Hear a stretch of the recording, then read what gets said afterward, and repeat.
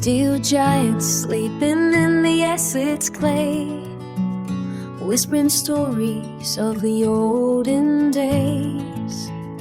Down in Great Yeldham where the past takes form, dusty engines waiting to be reborn.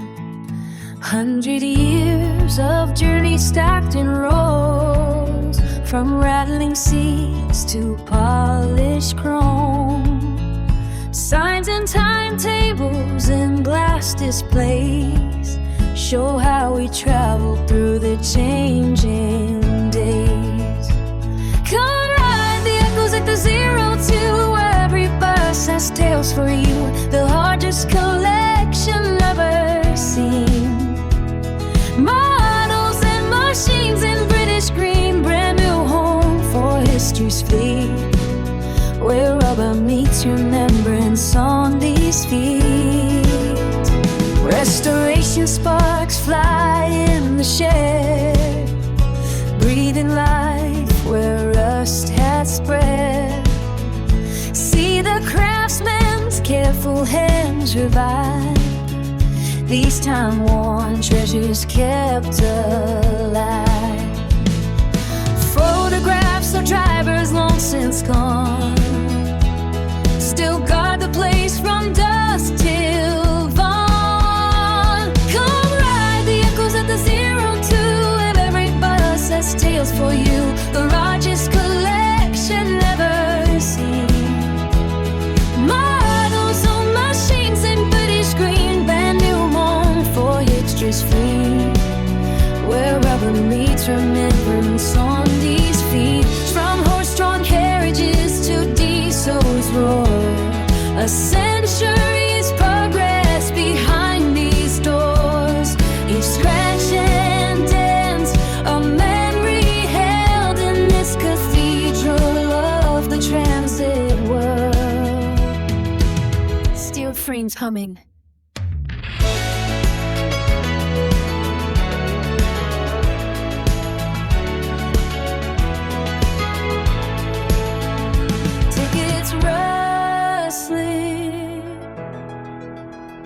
Engines dreaming.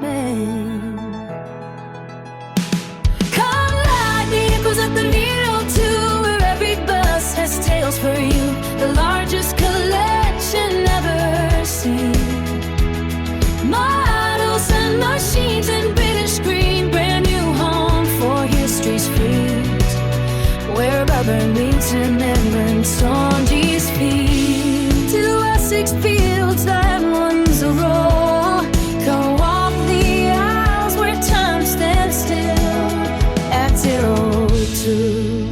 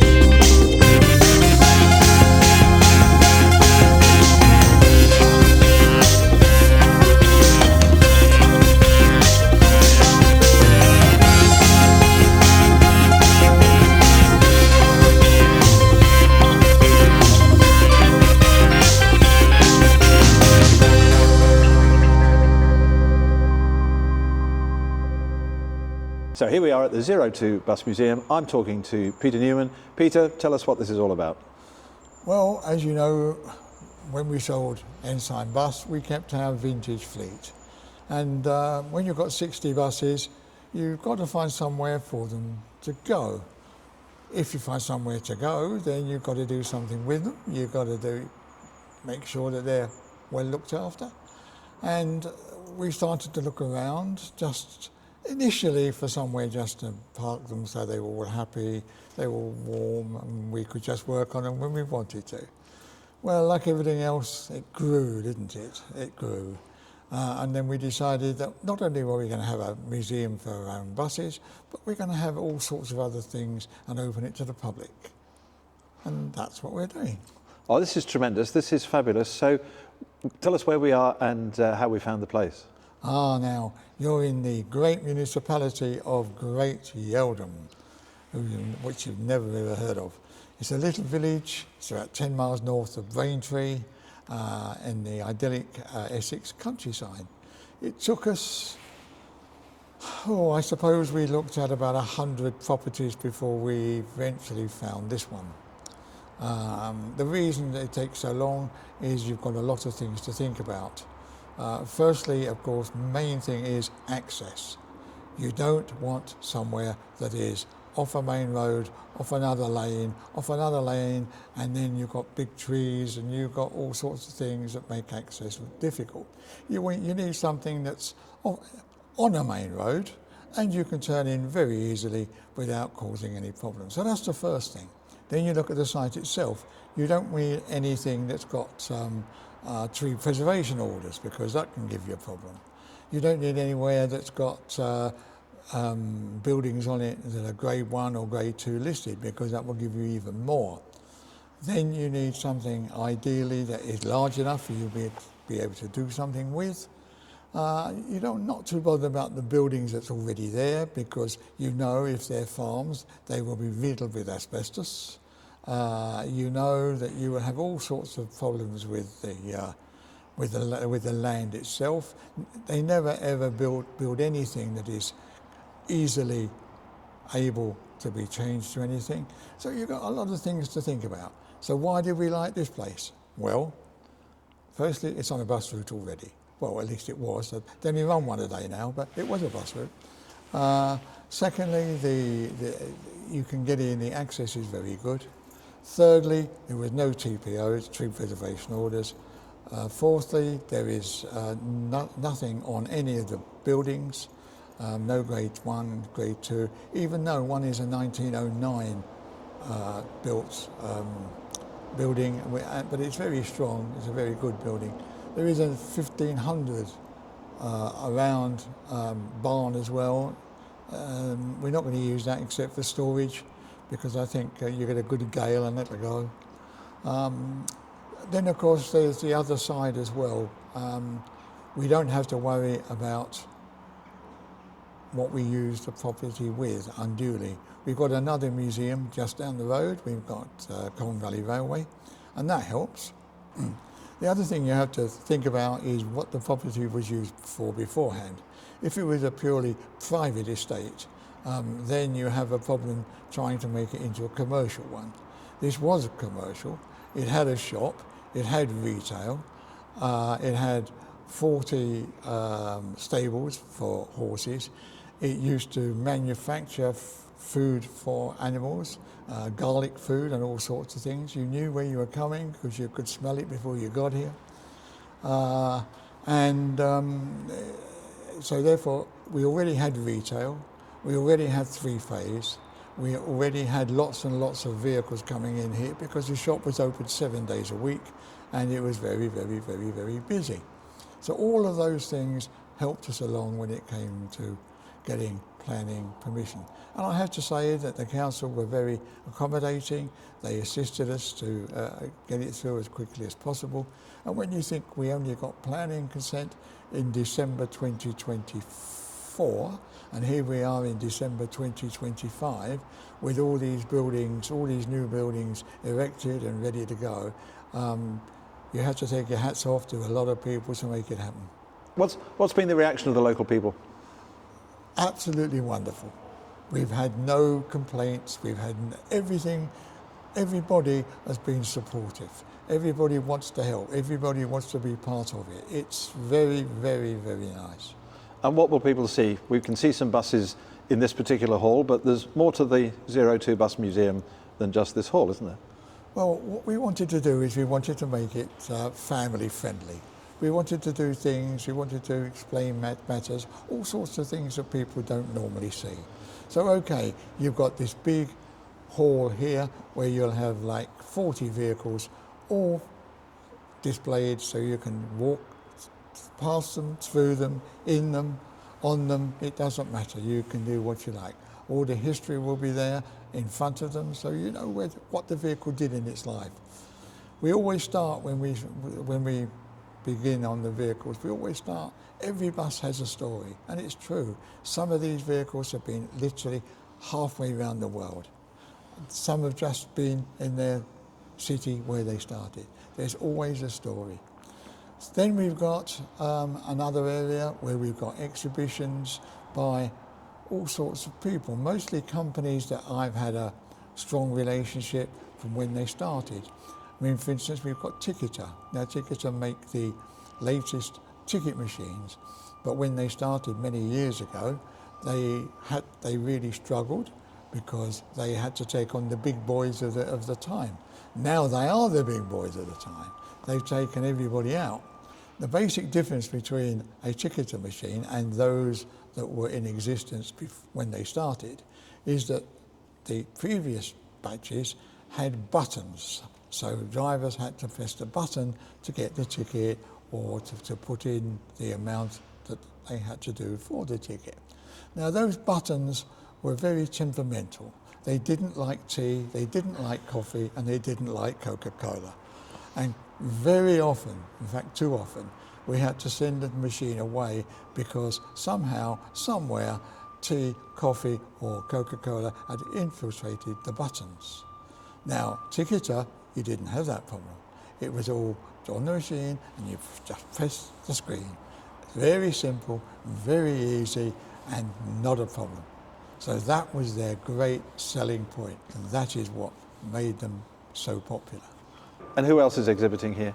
Okay, then next one is Hanover. Hanover Displays, they manufacture the destination displays that you see on the buses. Now, once again, they came to the market and they came with something completely new. It was illuminated.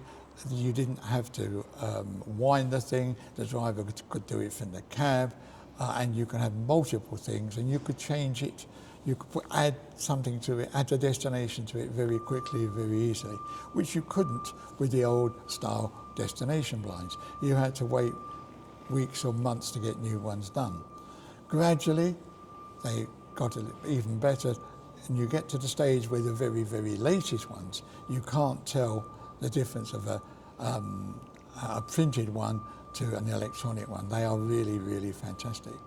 Again, we have been friends with Hanover for many, many, many years, and we've seen them progress. Last but not least is Total Care.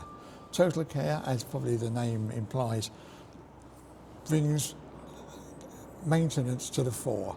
They supply everything that you need in a maintenance base.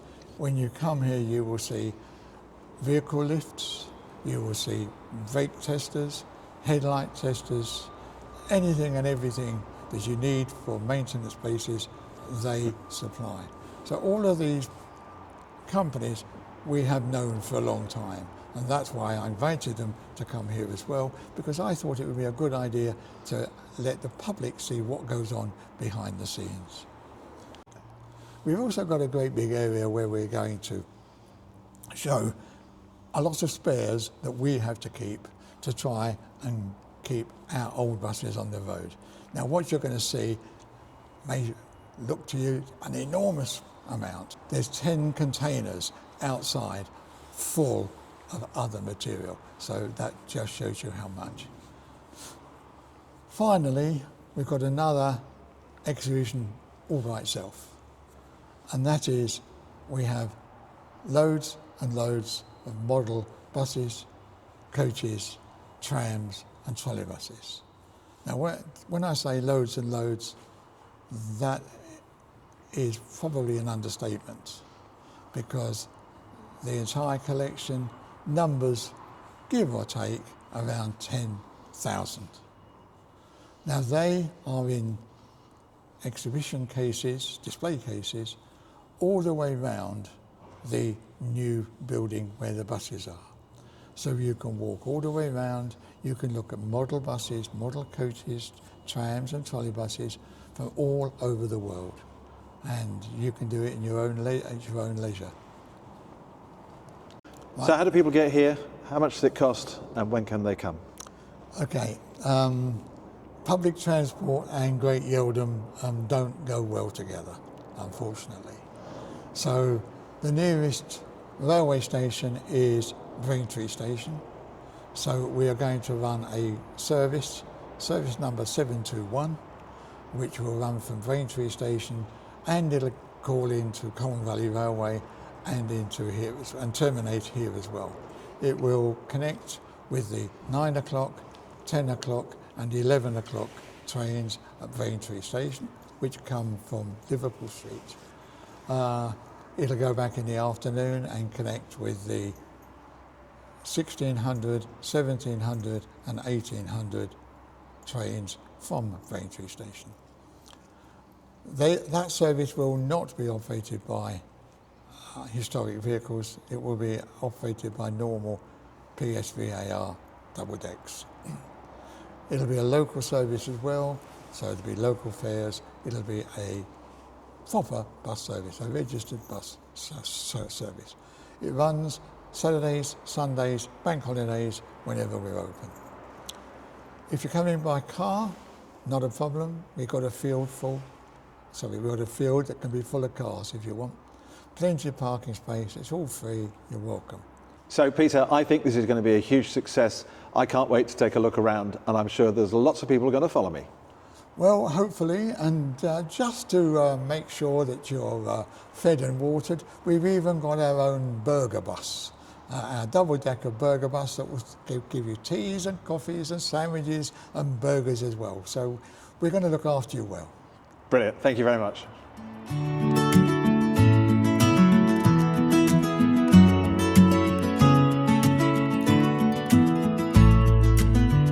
Steel giants sleeping in the Essex clay, whispering stories of the olden days. Down in Great Yeldham where the past takes form, dusty engines waiting to be reborn. 100 years of journey stacked in rows, from rattling seas to polished chrome. Signs and timetables and glass displays show how we traveled through the changing days. Come ride the echoes at the Zero2, where every bus has tales for you, the largest collection ever seen. Models and machines in British green, brand new home for history's fleet, where rubber meets remembrance on these feet. Restoration sparks fly in the shed, breathing life where rust had spread. See the craftsman's careful hands revive these time-worn treasures kept alive. Photographs of drivers long since gone still guard the place from dusk till dawn. Come ride the echoes at the Zero2, and every bus has tales for you, the largest collection ever seen. Models on machines in British green, brand new home for history's free, where rubber meets remembrance on these feet. From horse-drawn carriages to diesel's roar, a century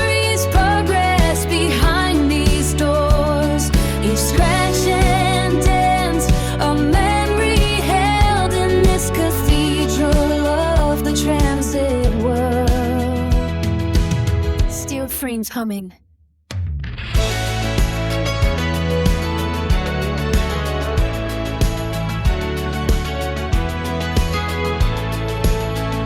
Tickets rustling, engines dreaming. Come ride the echoes of the Zero2, where every bus has tales for you. The largest collection ever seen. Models and machines in British green, brand new home for history's feet, where rubber meets remembrance on these feet. To Essex feet.